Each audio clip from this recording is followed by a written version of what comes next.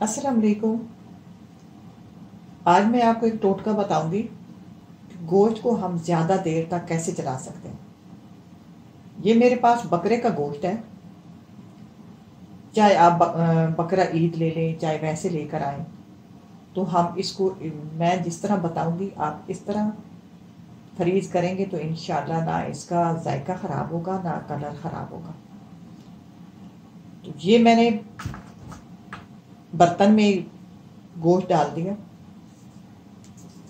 इस गोश्त पर हमने आटा लगाना है। आटा 3-4 टेबल स्पून आटा ले लें और इसको ऐसे लगा के मिक्स करना है।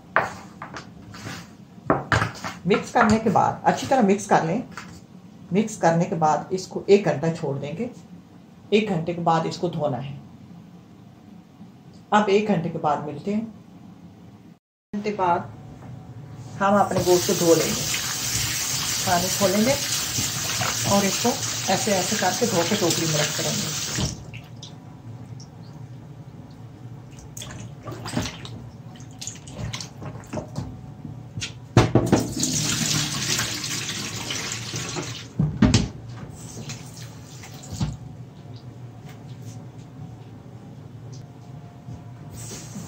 टोकरी खोलेंगे,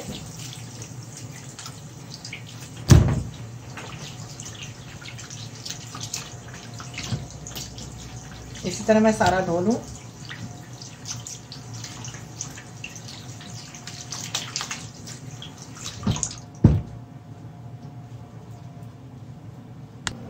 अब हम गोश्त को फ्राई करेंगे जो मैंने धो लिया। ये मेरे पास एक कढ़ाई है, इसमें मैंने पहले गोश्त फ्राई किया है। मेरे पास गोश्त काफ़ी सारा है, मैं उसको इसी तरह फ्राई करके फ्रीज कर दूंगी। थोड़ा सा नीचे तेल डाल दिया है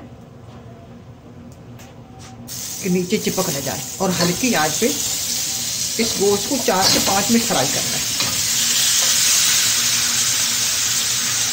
थोड़ा थोड़ा डालेंगे। तो मेरे पास बर्तन छोटा है, इसको ऐसे फ्राई कर लेते हैं।